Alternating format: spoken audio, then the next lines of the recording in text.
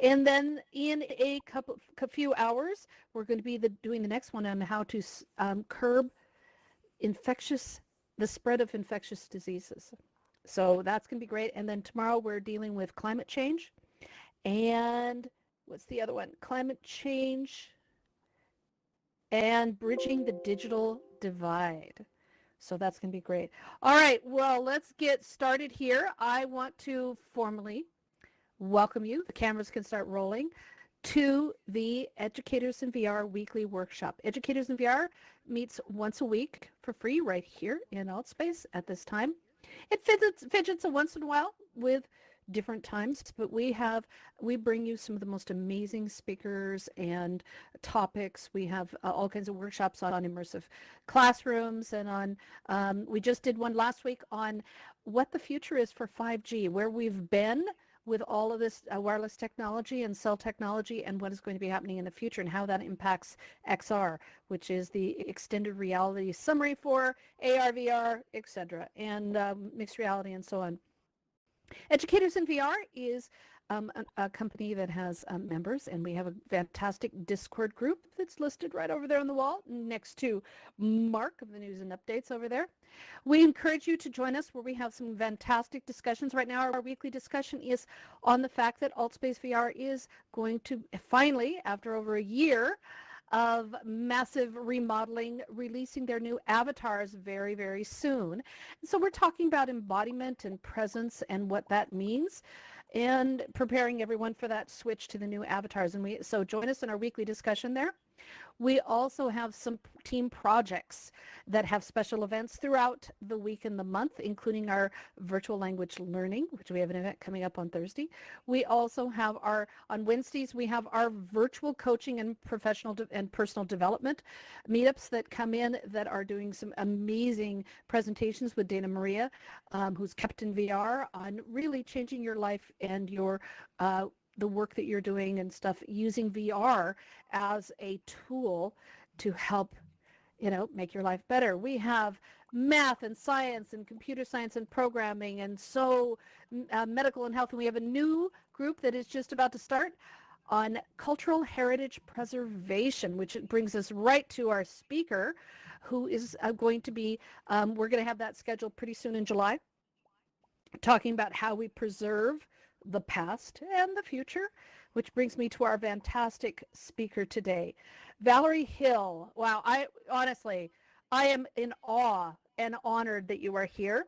We've been having a little bit of audio issues, but once I stop talking, it should clean up. She is the library director and professor of the Community Virtual Library. How many of you have been to that library? Give me some hearts. Oh, only a few people. All right. How many of you even knew that there were libraries here in the metaverse? Anybody? How many want to know? Give me some claps. We're excited about this. So Dr. Valerie Hill is the director of the Community Virtual, yay, look at they all want to know, the Community Virtual Library, and she teaches part-time multimedia college courses. And her research centers on digital citizenship and information literacy through the exploration of changing landscapes for education and libraries in the digital ecosystem. And today she's going to be addressing virtual environments for education and libraries and telling us about what does a library look like and in VR. And I can't wait to hear. So Valerie, are you ready? Yes, can you hear me? I can hear you. Everybody else can hear good. her? Okay. Oh, good. Now Hopefully. I need to ask the other great question. Can everyone see Valerie's face on the slides behind me? Give me some claps if you can see her on the slides. Fantastic. Please message me if you cannot see those. If you're on an Oculus Go or a Quest, please re-enter if you cannot see the slides, because usually that resolves it. If that doesn't resolve it, please send me a message and we'll get this fixed. Valerie, it's all yours. Thanks so much, Laurel. I'm really excited to be speaking in AltSpace VR today. And as Laurel just said in the introduction, I've been researching virtual environments for over 14 years.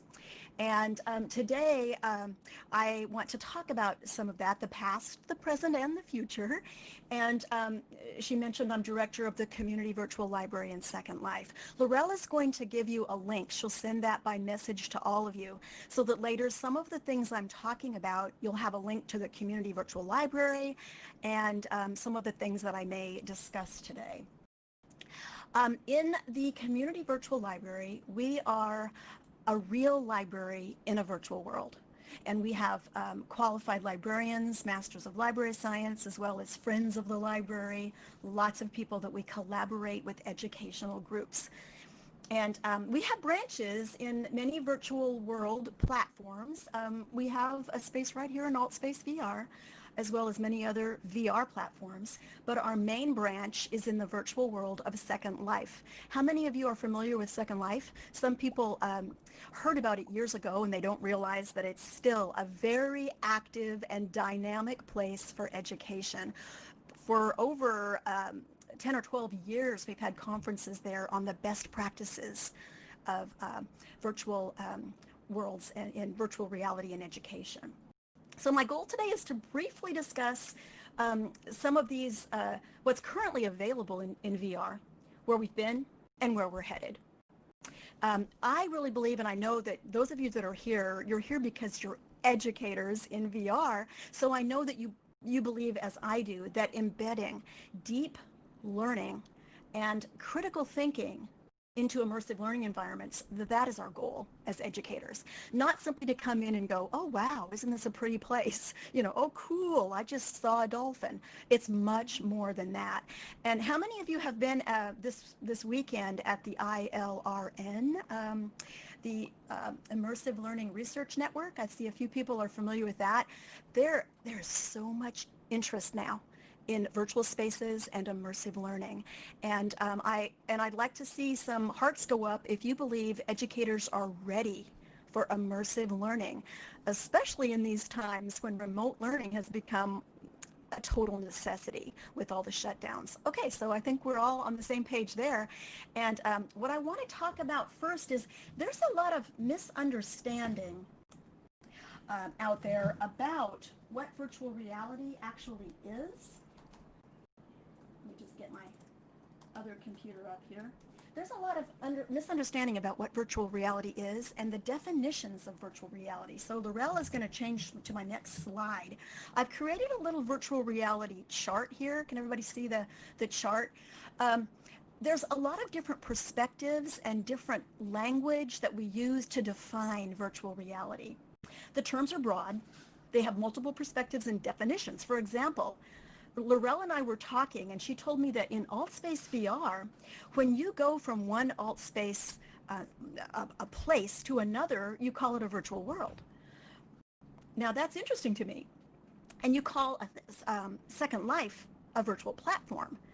In Second Life, people call that a virtual world because it goes on and on and on. You can fly across water to different islands, to different lands. It's like a world. So I can see the confusion in language on what's a virtual world and what is, what's a platform. So if any of you are familiar with Jaron Lanier, anybody familiar with Jaron Lanier's work? A lot of people call him the father of virtual reality. He's a really cool guy. Anyway, he wrote a book called The Dawn of the New Everything, and it's kind of tongue-in-cheek when he talks about 50 different definitions of virtual reality. And he certainly agrees that Second Life is one of the first virtual reality platforms that is hugely successful. So we need to kind of think about all these definitions and what we're talking about. Virtual environments with avatars on a desktop like Second Life, those are a type of virtual reality. So that's why I created this chart so that we could think about desktop VR in relation to headset VR. So show me some hands or claps if you're on desktop right now. I just want to see how many of you are on a desktop. Okay, I see some desktops, hearts and hands, because it's, I'm still fully immersed when I'm on a desktop. as immersed as I am on a headset, sometimes a little uncomfortable after a while on a desktop. So they're both VR. It's just a different way of accessing it. How many of you right now have on your headset? Let's see some hands and some hearts if you're wearing your headset. Awesome. So I'd say maybe half and half, desktop and headset. Well, headsets, they're becoming really super popular for education, and virtual worlds like Second Life are still out there, but I've found that a lot of people who are coming into virtual reality don't even realize that there are worlds like Second Life out there that have been proven through research that there's high quality immersive learning going on, and they've been proven with lots of research articles for over a decade. I mentioned the Virtual World's Best Practices in Education conference. It has a lot of research studies that have come out, and I'm sure all of you are aware that you get a sense of presence. We're all here in this shared place. That sense of presence is what creates a real place where people experience reality, whether that's on a desktop or on a headset.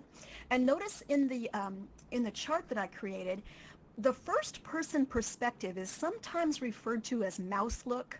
You know, when you look through your mouse and you don't see your avatar. I'm in mouse look right now because I don't see my avatar. I can shake my head up and down. I can move all around, but I'm not looking at my avatar. Where more of a third person perspective, you are viewing your avatar as it's interacting with other people. So both perspectives are real and can be experienced with real people.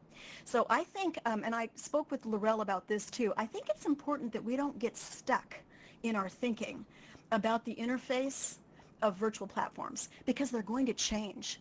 And I don't like to meet someone who says the only place I ever want to be is Second Life. I love it. I'm never going anywhere else. Or the only space I ever want to be is alt space. It's the only place, because these platforms are going to evolve. And that's why we have an explorer group that's investigating a lot of different virtual platforms to see the pros and the cons, and to kind of identify what are best practices for education. And it's better to be comfortable with change and willing to try all the new spaces and the ways to perceive immersive learning. Now, that juggling of new platforms and changing interfaces is not always easy, but it's really inevitable. If we don't, get out there and explore, we're not going to understand the best practices for education as virtual reality evolves. Of course, we can enter these spaces all by ourselves when we're learning, but only through collaboration with others can we embed that high quality learning and those opportunities that are sustainable. So that's why we're all here together. It's together that we can make deep learning possible for our students. So what I want to talk about next, I'd like Laurel to change to my slide, and I'll tell just a little bit about Second Life. How many of you here have been in Second Life? Let me see some hands or some hearts. I know some of you may not even be aware that Second Life is still out there, but I see quite a few of you that are familiar. Second Life has been around since 2003, and a lot of improvements have happened over the years. And if you're not familiar, there are tons of tools in worlds like Second Life that teachers can utilize. Anything you can imagine you can create there, and your students can create in a virtual world like Second Life. For example, the Community Virtual Library holds book discussions like the one in the picture here. We hold we have art galleries, exhibits, trivia nights, dances, conferences, workshops, displays, historical simulations, you name it, anything that you can think of that you'd want to build for education can be built there. We have a pub, we have tons of virtual resources that link to actual books and websites, of course. And we have a networking center. We network with tons of educational groups like ISTE and the Virtual Pioneers. So as I said, it's a real library in a virtual world. And the Community Virtual Library librarians are creating a virtual world database to collect and organize virtual learning spaces, because sometimes educators don't even know what's out there, and they sort of just reinvent the wheel, not realizing someone's already done that and I can build on it. And that's really important for our future. learning communities like, say, an art study group or a history group, those are resources, those communities. And if we can help people find each other, that really helps our educators. So our virtual world database, that can be located on our website, which Laurel gave you the link. And if you're interested later in kind of talking about that, you can contact me. Many educational groups have built simulations. In fact, ISTE, the International Society of Technology and Education, they have a reunion coming this weekend in Second Life. So that's kind of exciting. People who were in Second Life years ago are going to come back and just sort of see, how it's evolved and what has happened. I'll be speaking on a panel there at ISTE this weekend on Sunday from 1 to 2 p.m. talking about the future of virtual worlds. That's my office hours. My normal office hours in Second Life are Sundays from 1 to 2 p.m. Pacific time. Well, now, Second Life isn't the only world, and that's not the only place that the Community Virtual Library has a library. So, Laurel, if you'll move on to my next slide, I'm going to talk about open source worlds. Hope I don't have a problem with that slide. I've got a good picture there. Open source worlds. Second Life gave out the code, the open source code, in about 2007, and other worlds began to use that code to create other what we call open sims. And some of them, since 2008, many worlds have emerged, and you can hypergrid jump from world to world. So the Community Virtual Library has a hypergrid resource library in the virtual world of Kitely. How many of you have heard of Kitely? Can I see some hearts or hands? A few of you have heard of Kitely. Kitely is an open source code virtual world. We have a branch there, and we also have our digital citizenship museum in Kitely. Many educators have contributed to this museum on topics such as digital citizenship for kids, safety, security, artificial intelligence, all of the things that digital culture now makes us responsible for in digital culture. And that's all built there in Kitely. We're going to have an event this Sunday at noon. Eric Moore, an internet security specialist, is going to come in and talk about ransomware and cyber threats. And so there will be an event in Kitely this weekend, and that's on that handout that Laurel gave you as well. It's a Google Doc. So these open source worlds, they are a lot. They have a lot of advantages, such as they are really economic. Kitely is a pay-as-you-go model, so you can get a large piece of land there, but only pay for it when you're actually bringing your students in, which is very cost-effective. Now, there are a lot of other open source worlds. Oh, and by the way, I have office hours in Kitely as well, and I hold those on on Saturdays from 2:30 to 3:30 Pacific time. So sometimes meeting people like we're all here today in AltSpace VR, but if you want to meet educators and explore other worlds, it's kind of nice to know when people are going to be there. Have any of you ever been into a virtual space and it was kind of like a ghost town because nobody was there? It was super quiet. And when you go in and you're all by yourself, sure, you can go to some amazing places, but it doesn't really become a dynamic learning space until we come in together and we bounce off ideas with each other. Lev Vygotsky, the child development psychologist, always says that we learn in collaboration with others, not in isolation. So these other open source worlds, there's Avacon, there's OpenSim, there's a lot of worlds out there.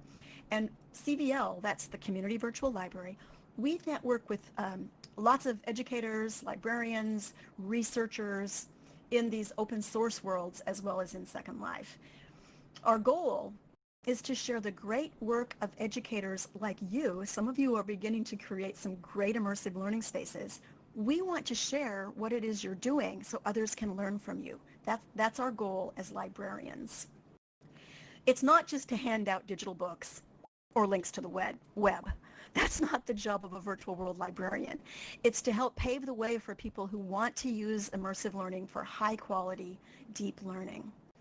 Too often in virtual environments, as I mentioned, we just reinvent the wheel, build a simulation of a real world classroom. We don't need to have a classroom with desks that you sit in like an old school classroom.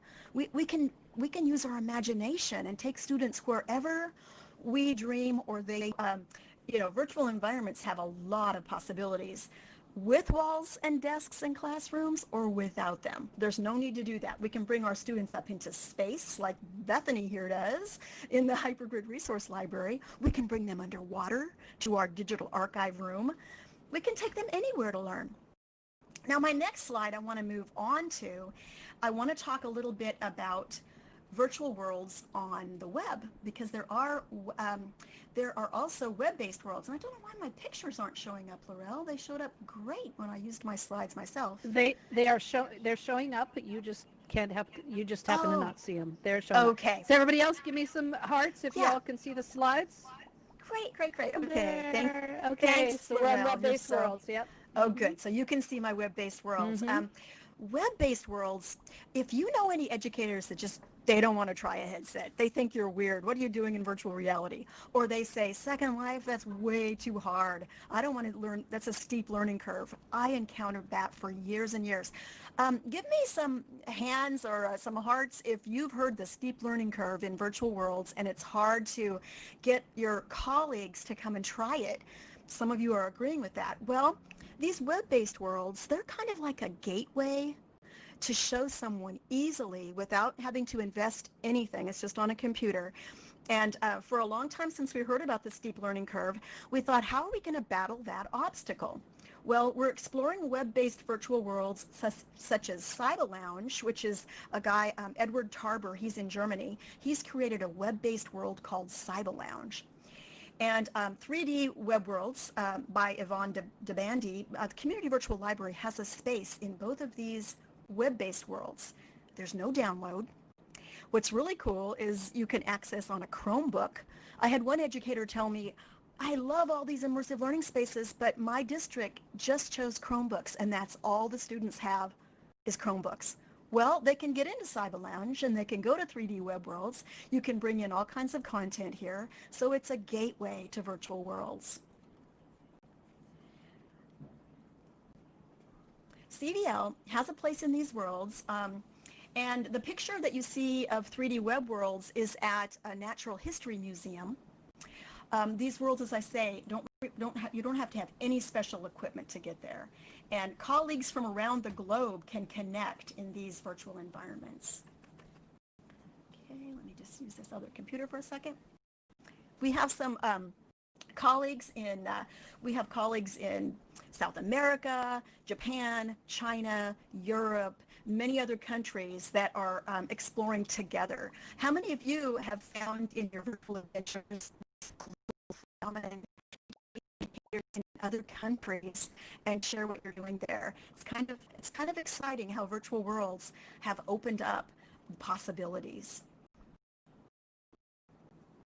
And for my next slide, I would like for Laurel to move to the headset VR platforms. It's there. Great. And many of you are utilizing these headset platforms. And some of you are on your headset today. So these headset worlds are really expanding. The Community Virtual Library has a spot to hold meetings here in AltSpace, as I mentioned, and you'll see that on the slide here. Does that look familiar? But we've also explored many other VR spaces on headsets. We are investigating ScienceSpace, Engage. We have a space in Mozilla Hubs. We have a space in Sansar. We've been in Verbella. So we're exploring all of these, but we've found that it's really great to go and explore together rather than just all by yourself, because then you can discuss and figure out the criteria for learning, the pros and cons, the advantages of each platform. There are some disadvantages to many of these platforms, and one of the biggest disadvantages that I've seen with the headset, and I want to see if any hearts or hands go up on this one, accessibility can be a big problem. Not just accessibility of being able to afford the headsets, But what about people that might have physical disabilities? They can't be in that environment for maybe for health reasons. Also, if they have hearing loss or they have vision problems, accessibility is a real problem there. Text applications are difficult with headsets. It's difficult to use your keyboard. Sometimes it takes a long time. So identifying the accessibility needs and matching them to the best platform is really important. And many people have trouble on VR headsets for an extended period of time. I found I can do an hour without any problem, but some people can't. Here's a serious question for you, though. I would like to ask you if you're concerned about young children. I read a research study about kindergartners, and the kindergartners experienced on a VR headset, and when they had some discussion later about whether or not which experiences were real. They could not distinguish between a physical world experience and a VR headset experience because the brain saw both equally real. So I've come to think we really need more research on young children's brains and their development before we offer to young children. So I'm kind of advising teachers to wait till age 13 and up. Does anybody agree with me on that? 13 and up for headsets until we have more research. But really for very young children, I just would use caution. We just don't know, what the, what that's like for the young children to learn those things. I think it's natural for children to be able to distinguish between physical world reality when they see a desktop or a digital device, because they can see that they're looking through something into the other world. After experiencing the benefits of desktop worlds, there's an ability to create everything yourself, really anything you can imagine, and there's the ability to communicate and juggle multiple tools easily when you're on your desktop and your hands are free to go, find web links, find other back channels. Sometimes I feel like when I have my headset on, I kind of feel like my hands are tied behind my back. Not to say that there's not great advantages. I think it's best to have everything ready when you have your headset and know that you're not going to have access to a lot of back channeling and all of those tools, and be prepared so that you can do exactly what it is purposefully that you want to do, and then take your headset off. Remember, I did suggest that we don't get so tied to one virtual platform that we're not willing to explore or willing to change. I think it's Alvin Toffler that has that great quote that the 21st century learner, literacy has changed, and it's not now reading and writing, but it's the ability to learn, unlearn, and relearn. Flexibility is king of your learning assets now, because you have to be, there's always going to be an upgrade, there's always going to be a new app, the platform's going to change, and you have to be willing to adapt for sure. So I believe there are specific uses for VR headsets and specific uses for VR desktop. Would you agree with that statement? VR desktop, VR headset, they equally have uses, and we have to know how and when to use them. Another thing that really concerns me about virtual reality is so often I hear this real excited voice, like maybe from the young people, the teenagers, and it's this wow factor. I'm so excited. Oh man, this is so cool. Well, it has to be beyond the wow factor, and this is really cool, for critical thinking and deep learning to take place. Sure, I had a Hollywood producer that's a friend of my husband. He came and stayed with us, and he'd never put on a VR headset, and it blew his mind. He was like, wow, wow, wow. And he's a Hollywood producer. So there is a wow factor. The first time somebody puts on the headset and you're completely surrounded, you can look up, you can look down, you can look over here, you can look everywhere, and you're fully immersed in it. And you're like, wow. But that wow factor, as I said, it doesn't assure deep learning. We can be immersed and impressed, but not really think critically at all. Just say, the dolphins are so beautiful, I'm swimming with them. So I think what I'm saying there is we have to understand our purpose, and then we can move beyond the wow factor. So if we move on to our next slide, that's really what I'm talking about here is purposeful learning. That's our goal as librarians and educators, to advocate deep learning, critical thinking, and certainly digital citizenship, and a personal responsibility for literacy that's changed. And how many of you are familiar with the term meta-literacy? Literacy has become meta-literacy. You're being literate right now in a new way. You don't have a book open. You're not looking at some printed text, but you're literate. You're learning how to be meta-literate. And I think we need to help people understand that literacy has changed. We've got to help connect learners and educators with high-quality virtual content. That's our job. Real deep learning requires focus, and it requires purpose. And has this ever happened to some of you? You know, as we all moved into technology in our classrooms, so often educators spend more time teaching the tool than embedding any meaningful curriculum content in it, whether it's history, literature, math, science, whatever the content is. We're so busy adapting to the next tool that the students sometimes haven't really mastered that curriculum that is essential to the future of civilization. I mean, this is an important topic. We have to make sure that we're embedding content into the great technology tools that we adopt. So, as I said, it's difficult to explore all of these virtual tools that are available. And to that end, the Community Virtual Library is creating the CVL Education Network, and that there's a spreadsheet, and it's in the document that Laurel handed out. And this is just it's sort of an experiment. I put my office hours both in Second Life and Kitely, and maybe I'll have office hours in some of these VR headset worlds, and maybe you do, so that people can find each other in different virtual platforms. I'm not saying I'm advertising events that you can come to, but more a place to come and sit and talk with other educators and say, hey, what are the pros and cons of this environment? And just to sort of get in there and take a peek at some other virtual environments. So you can see on that spreadsheet, there's 4 pages. There's our main branch in Second Life that I talked about. There's the other open source worlds that I talked about. There's the web-based worlds that I talked about, and there's more out there. This is just a start. And then there are the VR headset worlds that I mentioned. And if you hold office hours and you'd like to add your name to the spreadsheet, you can contact me later, and I can add your office hours there to help connect and research the best practices for education.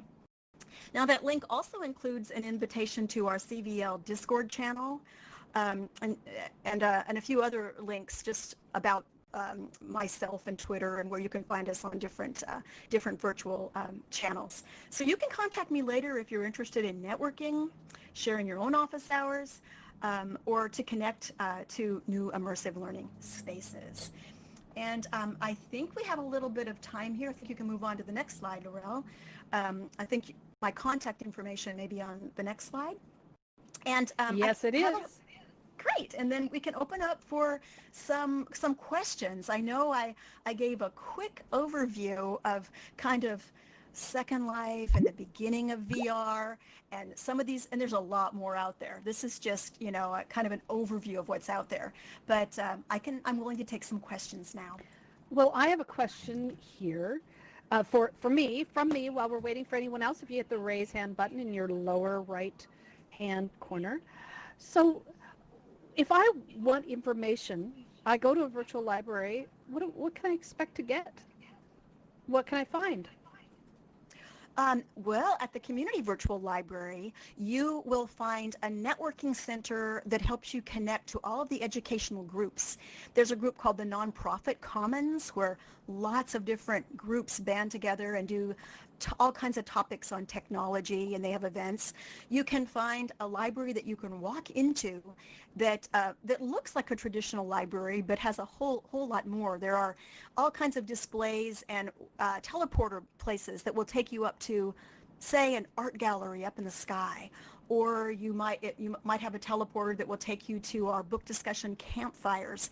Years ago, the ISTE had a lot of campfires on virtual beaches, and you could connect and collaborate there on the beach and learn about about the potential for learning in these spaces and how to build, tutorials on how to build things. I know with a lot of the VR worlds, you really have to, if you want to build, you've got to use, perhaps you have to get Unity or Unreal Engine. And, I don't really want to spend a whole lot of time learning how to build the environments. I want to come in and teach in them. So I think when we all pool our talents, we have builders, scripters, people who are really good at speaking and doing presentations, people who are really good at connecting and networking.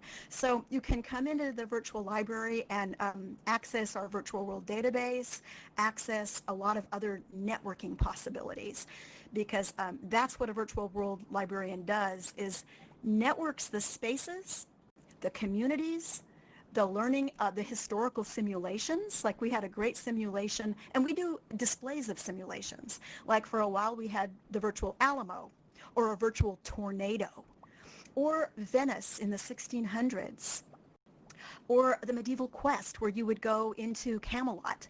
And we would, as librarians, we would lead tours to these immersive events. And also we help people understand historical accuracy. Sometimes students might go to a historical event and they don't realize that what historical costumes might even look like. And so we talk about historical accuracy and things like that in these immersive environments. We have an antique pattern library in Kitely that shows old furniture and old clothing and the patterns that they had. And it just sort of helps people understand historical accuracy in simulations. So those are a few examples. Well, one of my favorite museums in the world is a textile museum. It's in Europe. And it's to see some of the oldest fabrics and patterns of these little tiny fragile things. So to be able to find those and store those in VR, I love that. I love that. All right, if you do have a question, please hit the raise hand button, and we will direct your question to Valerie, who's our Val librarian. And I'm wondering, what other events? You do world tours, you bring in some special guests. So what other events do you have going on at the different libraries? And how can we have the links that are in here, but is there a unified source to find all these things? Our website. On our website, you'll see the website mostly is about our main branch in Second Life. And if you haven't been there, I highly urge you to go into Second Life, because it's still, I've been to a lot of virtual places. It's still the most dynamic. It is absolutely amazing. And so that's our main branch. And you can find out on our calendar when we have librarians on duty. If you want to talk to a real world librarian, we have a robot librarian who's a medical librarian. She's not always in world, but you can actually interact with the robot and she can answer medical questions, which is interesting. But on our website, you'll see our calendar we have monthly book discussions. We have a literary group that we sometimes sit around the campfire and we might listen to old radio broadcasts of sci-fi, like, from way back in the 50s, or we might read aloud a sci-fi story, or just all kinds of like live events that are very immersive and that people come to. And then you'll see other events that are just ongoing, a lot of writing activities. And another thing I'm not sure how many of you have ever tried this.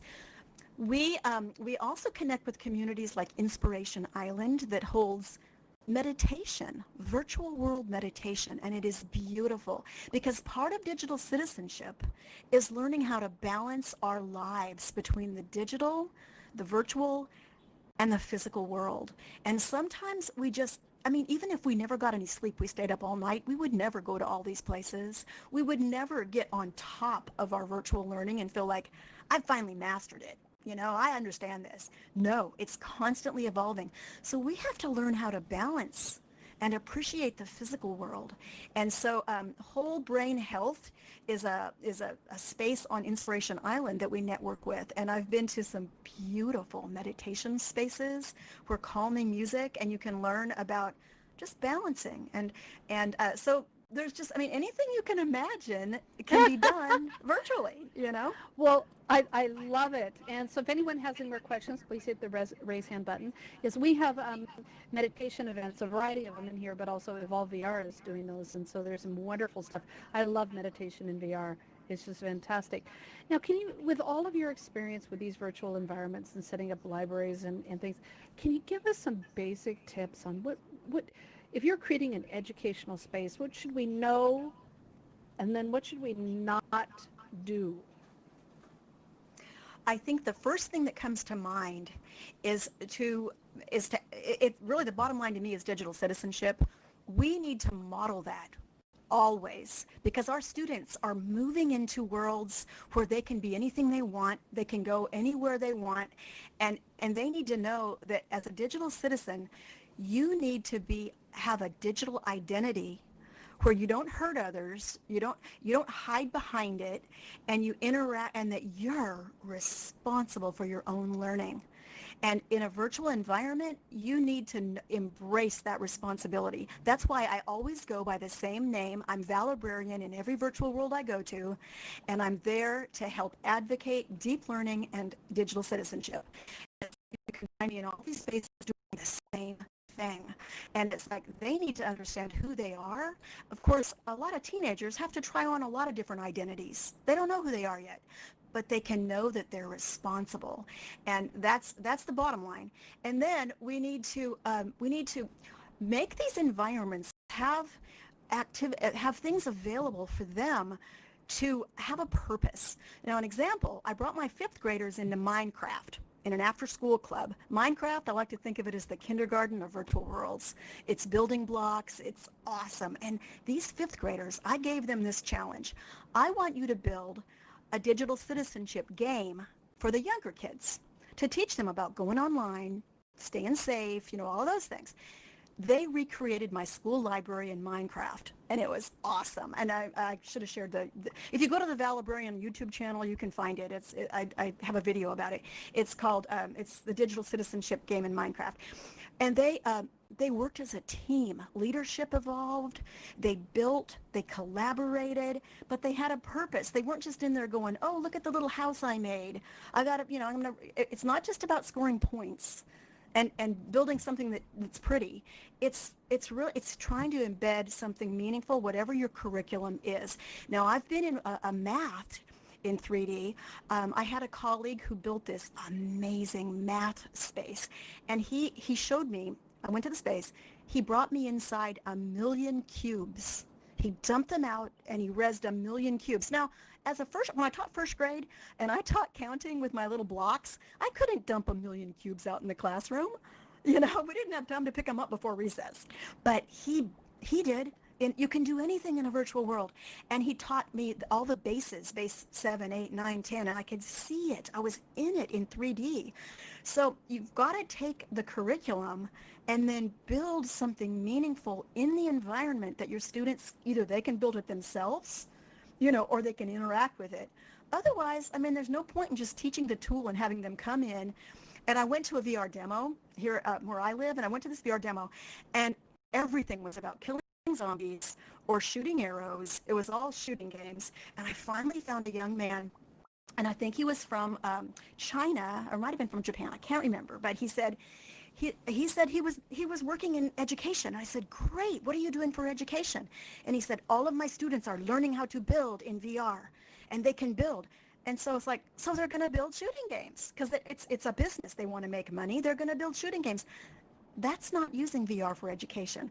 Teaching how to build in VR is not using it for education.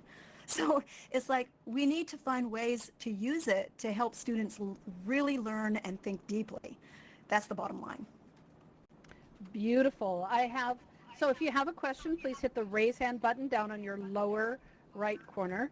And I have a question through a message from Allison ZX, who wants to know, is there anything you cannot teach in virtual reality? Okay, let me think about that a minute, because I think it's true that there are some things. First of all, you need gym class. You need to get to gym class. You need to actually get up and sure, you can. There's a lot of exercises you can do remotely, but there's some things you need to. Yeah, you need to Yeah, some things you need to get outside. You need to actually go physically hiking. You need to actually get out there and do the ball. And oh, hey, it's really fun. When I went to your demo, Laurel, and we got to shoot the basketball, oh, fun, fun. Yeah. But that doesn't replace it doesn't replace real world basketball. It's just a good way to teach the interface, and how to move my mouse around. But so there are, and also you can simulate at first, like say you can simulate an operation, a medical operation. But you got to learn how to do it in the real world. So sometimes you're just learning something that would be really dangerous to do in the real world, but then you have to really do it in the real world. So I'm not sure there's anything that you couldn't replicate virtually, but the bottom line is you've got to figure out why. Ask yourself, why am I replicating this in the virtual world? Am I doing it so that then I can do it in the virtual world, so I can learn how to do it virtually? Or some things you cannot do in the physical world. You can only do it here. So it's really finding the best purpose and matching the tool for the job. I agree with that. I love it. So it seems we have many people are having mic issues, so they're messaging me. I cannot pronounce your name, so I apologize in advance. But they're saying that there are new avatars that are coming here to AltSpace, and there's curiosity on how avatars impact students' learning experience. When are they a distraction? When are they an enhancement? Because it's part of that embodiment is not just being in the environment. Now I'm expanding on their question, but not just being in the environment, but who you are in that environment. Oh, absolutely. This is a great topic. We have a museum room on this topic at the Digital Citizenship Museum. It's called Authentic Avatar. I have a colleague who has done much work on this authentic avatar. Your avatar is a representation of yourself. So in most virtual worlds, I have the same name, and I often wear books on my head. I have a hat with books. And it's like, people can find me. They look for that hat with books and they know it's me. And you can see on the picture there, I've got the books on my head. Well, now I've seen a lot of avatars. One time years ago, I was at the reference desk and this giant snake avatar came into the library. And I'm not a fan of snakes. I did not like it at all. But I just moved my camera away so I didn't have to look at the snake. And I looked the other direction like this. I'm going to look against the wall back here. So I'm not looking at this giant snake. Another person came into the reference desk and she started saying, "Oh, your avatar, it's so creepy." And he changed himself into a cute little bunny. And so I turned my camera back around. But it was just the idea that, you're sending a message with your avatar. And that's a digital citizenship issue. Who am I? Who do I want the world to see as me?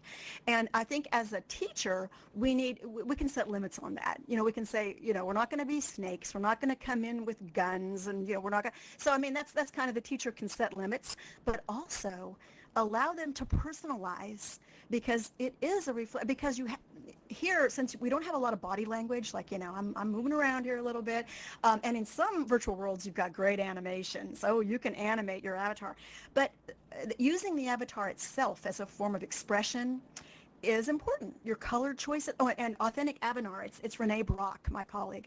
She says the use of color really does send some messages. And so it's interesting to kind of look at that. If you want to go into the Digital Citizenship Museum, what kind of messages? I'm curious, what kind of messages? Well, she's done some studies on even personality studies I'm not really a psychologist, so I can't really speak to what all that means, but there are certain things about colors that tell whether you're more of a creative artistic type, whether you are more of a analytical thinker, more lean towards scientific, just different things like that. Or really just a fun-loving outfit you might have on. There's just different messages that people pick up on, and you might not even realize it yourself,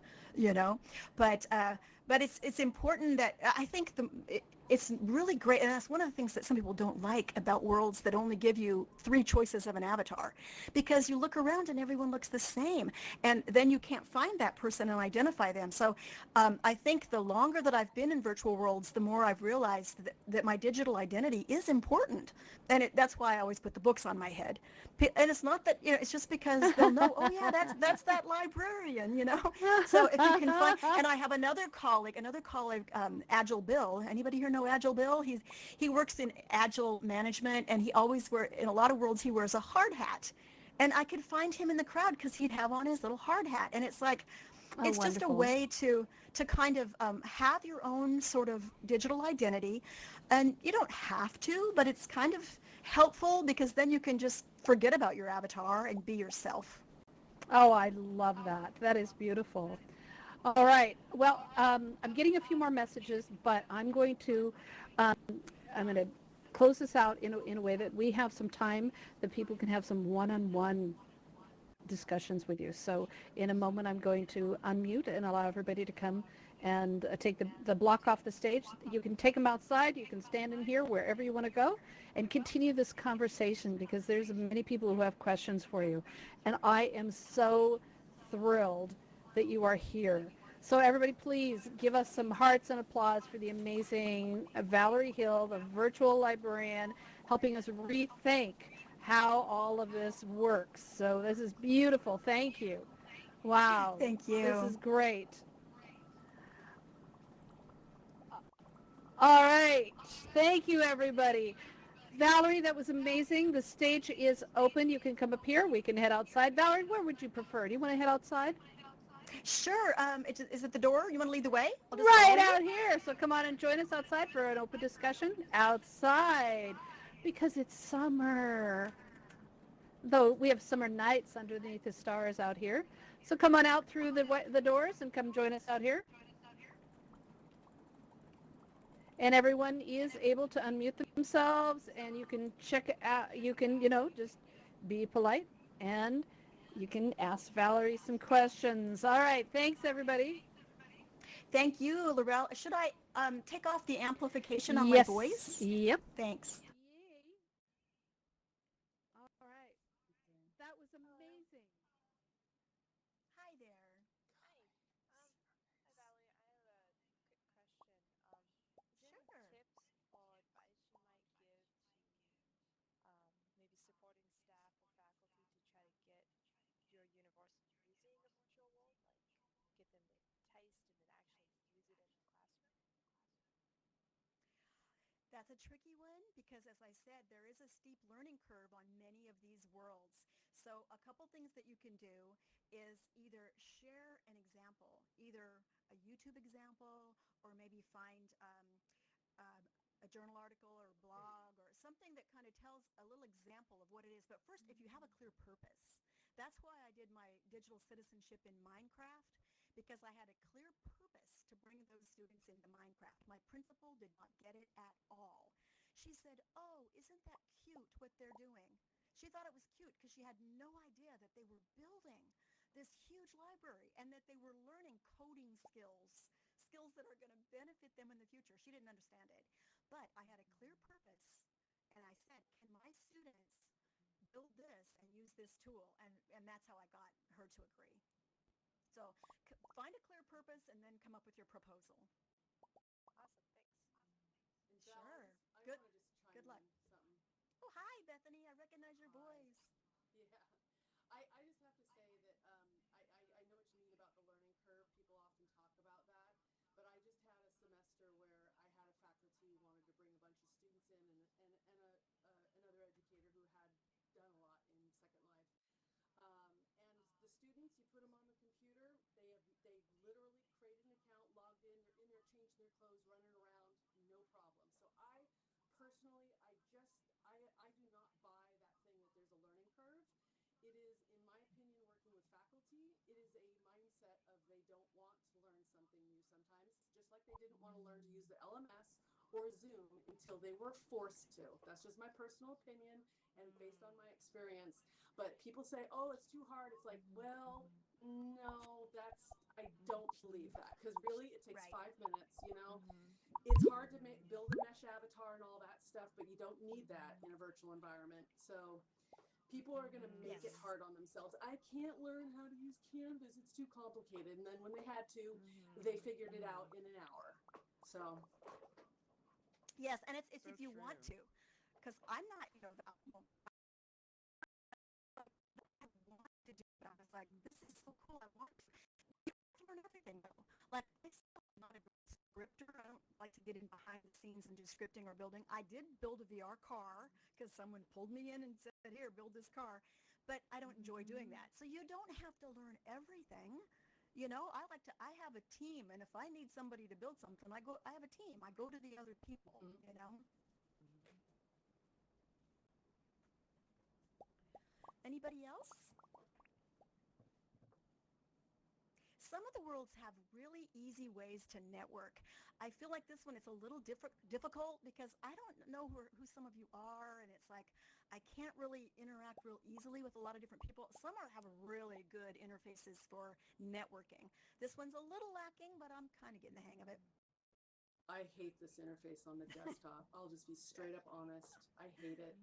I can't back channel chat. I can't. It's like, no, I hate it. I'll stop now. We use Discord to be our back channel, and there's a whole lot that goes on through that. Yeah, I like spaces that have the chat built right in where I can click and talk to people while other people are talking. It's just, I can't actually. I'm hijacked on the screen here. I can't get out of this screen and get onto something else anyway. So, it's, Oh dear. yeah. Well, if you are using the mouse control, you can turn that off and use the right click instead, and that will free you up to move from window to window. Also, so Val, God, I have a million questions, and I don't want to interrupt anybody else. But what could, okay, so I guess the best one I wanted to start with is, how goes your library here in Altspace? Oh, we have not done too much here in Altspace yet. Okay. And we might. It's just we're just in a room, you know, and it's like I feel a little trapped there. There are some worlds where you just can go on and on and on, and you can build anything you want yourself. Oh, and I'm looking at Sue Moon here. She is our head reference librarian. Just want to point that out. Yay! And Hey, Sue and it's Moon. like, so see, I'm looking around to see who's who. Like in some worlds, you can right click on a person and take notes, so I can remember who they are, where they're from, all this without having to go look them up on LinkedIn or go see, how do I know this person? And here it's like, I think I know a few of you, but it's very difficult to tell who's who because everybody looks the same. But that's just one, you know, one disadvantage. I know there are some advantages here. There's pros and cons to every one of the worlds I've been in, you know. So so it's Well, new important to avatars kinda, are new funky avatars are on their way here any moment. yeah, And I'll be so excited to see that. we'll have mohawks, reverse mohawks, and other few weird anime styles coming up pretty soon. And then one last one, I'll let other people do this. Um, how can we really get more involved in the community virtual library? Oh, what a wonderful question. Well, we're in a lot of different spaces, so I would suggest, of course, if the main branch is in Second Life. If you don't have a Second Life avatar, you should come into Second Life and come to the community virtual library, and then you can figure out, you know, where. Because to me, it's like you've got to do what you love to do. I don't strive to twist people's arms and say, hey, would you please come here and do this? You all have enough on your plates as educators. We don't want to add one more thing to your plate, but do what you love, and then we want to help share that and say, look what this educator's doing that's so awesome. So that's what you can do, is network with us so we can take what you're doing or help you find someone else that can help you in whatever world you're in. And as I said, we have a VR exploration group, and we're going, and that's going to be expanding. So on the CVL Education Network spreadsheet that I gave you, you might want to pop in during one of those times. Sue Moon's office hours are there on Sundays. Mine are there. Bethany here, her office hours are there. You can come in and talk to us about, well, now, what are your goals in VR? What are you trying to accomplish? What worlds have you been in? And how can we form a better network to meet those goals? And maybe there's someone else that's doing the same kind of thing and you can learn from them. So it's really about networking and meeting and exploring together so that we can figure out where's this headed and how can it really lead to great learning for the future. Is there a training available for people who want to become a virtual librarian? Yes, Sue Moon here, our head reference librarian. Anybody can become a friend of the library and work at our library. You can work as a real librarian. She'll give you the reference tools. You can sit behind the desk. You can learn, and it's a great way to learn the interface. And then once you learn that interface, you can take it to all the open sims because they're all built on the same code. So, Nice. so come in there is an easy thing. And then we can also tell you about different things like the Nonprofit Commons, which is a great group of all different kinds of diverse people that meet every Friday morning at Second Life from 8:30 to 10. And then on that spreadsheet, you'll notice Selby Evans. He has office hours in the web-based worlds. And so, you can just kind of explore these worlds with someone who knows a lot about them, ask questions, and then see what matches your goals and what you love to do.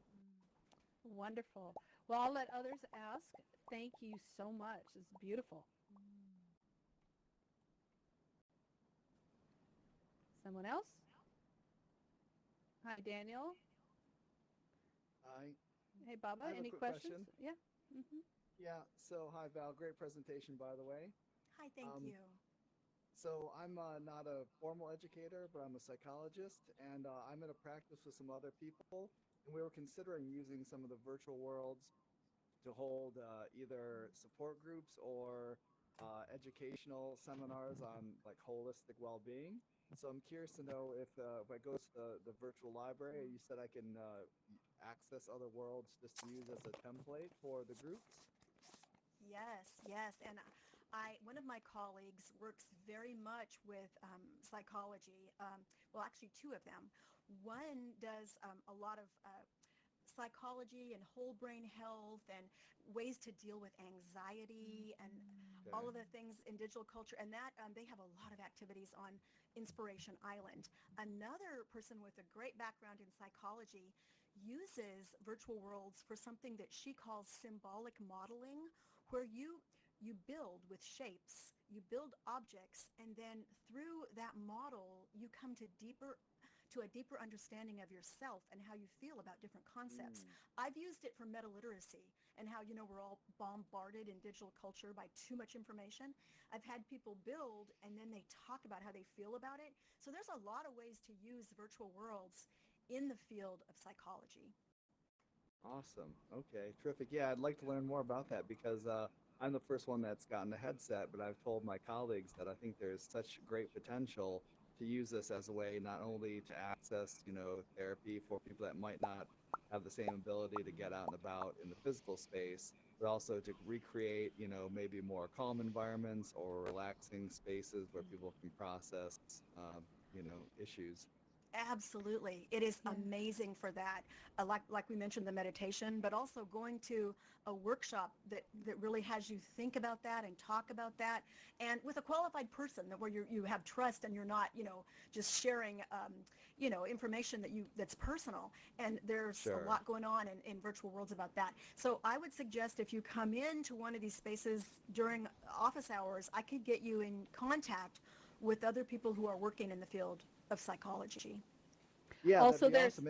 yeah, Go ahead. Educators in VR has the virtual coaching, which also includes, some therapy, and that meets every Wednesday right here in Altspace. And Evolve VR with Jeremy Nichols is also the meditation things. And there are Okay. many, many people that are doing private and public personal development therapy and things like that. When you're getting into actually providing therapy, it gets very, very dicey because of all the laws. So Sure. you can only do um, private events for doing any form of therapy work because then people have to Right. That sign the makes sense. permissions and things, so it's just a Sure. safety. That But makes sense. fantastic and welcome here. Wonderful. Thank you. Thank you. All right. Anyone else have more questions? We're all just loving this. I know. This is wonderful. Yeah. And Laurel, did my sound work out okay? Because, It it's down to the beautiful. wire. Okay. I It's know. so funny. Beautiful. That's just part of the game, though, is like It you is. have to get comfortable with all these glitches. Literally, like 2 minutes before this presentation, my mic wouldn't work. And that's just going to happen, and you got to get How it comfortable with works. it. Yeah. All right. Anyone else? Any questions?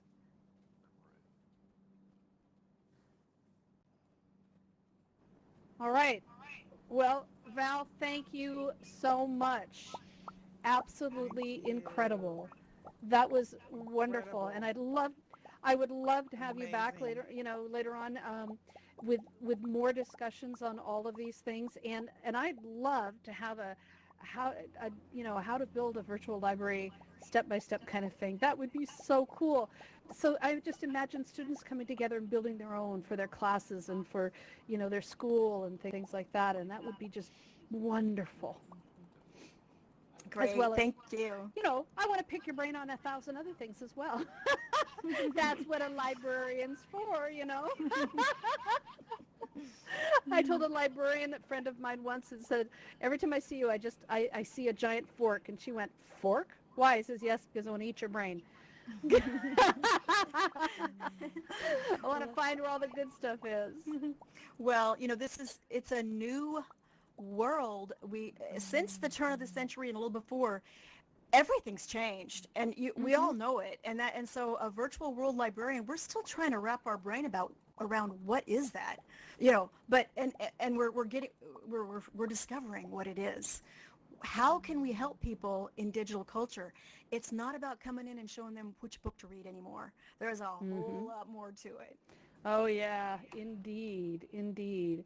So thank you so It's been a Thank much. you. pleasure. Thanks, everybody. Yay. I have to run to Amazing. the next Thank you. iLearn event, but Val, you'll be hearing from me, new best friend. And thanks, Samoon, for being here. Appreciate your support, and Bethany, too. Happy with the interface or not, we're glad you're here. So thank you, Val, and you can hang as long as you want, but I need to, unfortunately, we've got All this right. conference going. Thank you. Bye.